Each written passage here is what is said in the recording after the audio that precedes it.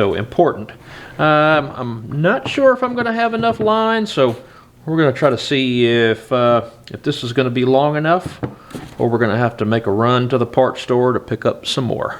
It was the little engine that thought it could, but it could not cut through these lines. Hey friends, welcome back to the shop. Before we get really into Clara and starting the reassembly work on her, we first need to take care of something on this old man right here that we had started in the wintertime but just never really got back out here to complete. And that is finishing the install on this Derale transmission cooler that we picked up.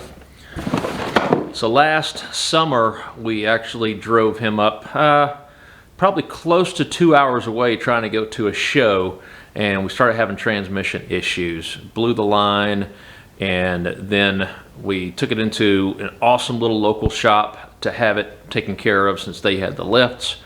And then on the way back home, I could tell that he was starting to slip on start off from a stop. And I knew that there was no issue from the transmission because we just had the transmission rebuilt and everything had been great on it the day leading up to that point and since that point. So it really only happens after driving for a while and it gets really, really hot. And these Turbo 400s, there's definitely, when you rebuild a motor and you rebuild new things, these transmissions get hot. So we're hoping to be able to resolve that with this cooler, and over the winter time, being too busy with everything else, I just happened to bring Harold over to our friends at Premier, ask them to whip up a couple of bars, put it up on their lift, and get the cooler itself actually mounted in a place where it would be out of the way and easy for me to remove when we move into the full restoration piece of Harold. So let me show you where we have it now and what we need to finish up for this install to be complete. All right, so there's the cooler under the passenger side of the bed. This is really the easiest place to put it on. A couple of bars were made, bolted in to the bed frame rails.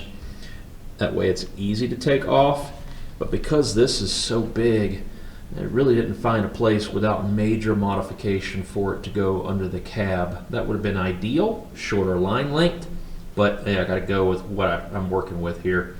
And from here, what we need to do is run our lines here, right along the frame of the truck, and we've got our power that we need to be able to run up to the source as well. And in this kit, we should have everything that we're going to need to do the install. Hoses, the hardware, all your fittings, clamps, and of course, instructions. So important. I'm not sure if I'm going to have enough line, so we're going to try to see if this is going to be long enough, or we're going to have to make a run to the parts store to pick up some more. All right, let me show you what we got so far. So we've got our inlet line running over secondary line. They're connected, running up the frame. Now on our transmission lines, we have the lines flared out in order to hold the original hoses on.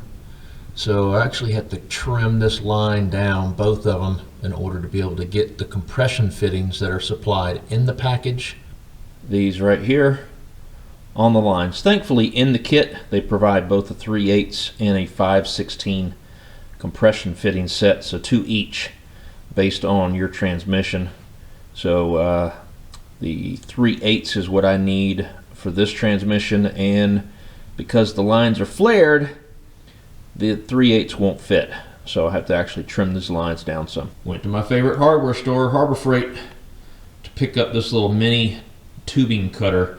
It's so tight in there around the transmission, so I'm hoping that this is going to end up working and I don't have to take those lines off the transmission themselves. Alright, just my luck, I could not get the cutter in there, so I actually had to take these off the transmission. Thankfully that was not such a heavy chore. But there's the flared end that you can see that that compression fitting would not fit over. Alright, this little line cutter, it It was the little engine that thought it could, but it could not cut through these lines. No idea what it was. No matter how hard I cranked it down, it just would not penetrate it at all. Just left a little line, but it wouldn't do any cutting. So I had to pull out the old faithful Dremel tool and trim the flare off, but compression fitting is on. Everything is good. All right, we've got our lines cut, compression fittings on, and our hose barbs on. Got our two hoses running in on the Turbo 400. The bottom line is the out and the top is the in. For the electrical, we need a relay. So I've got a 30 amp relay. We need the female plugs for that relay, power wire, ground wire, and an inline fuse with a 30 amp fuse in it. All right, we've got everything ran. We've got our ground on the strapping. We have our lines running up, and then we have our switched power in that loom. And then we've got all lines running straight on back along the frame. All right, on the business end, we've got our relay. It's grounded, all the connections are made.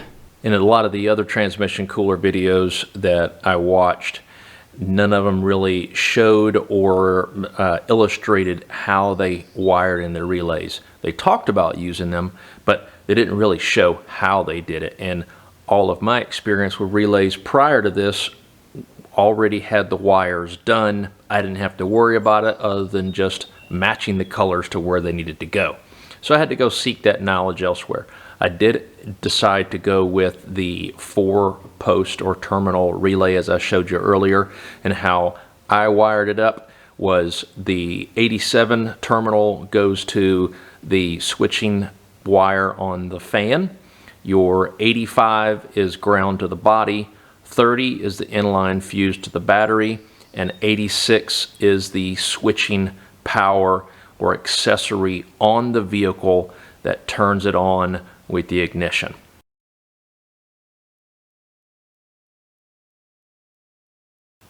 So everything is wired up now. Let's go ahead and get it started up, make sure that it's working properly.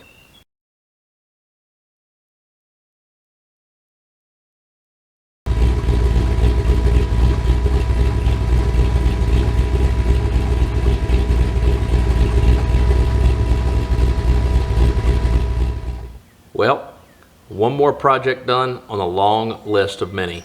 Thank you very much for continuing to follow along on the journey with us. We certainly do appreciate it. Until next time, take care, stay safe. Cheers.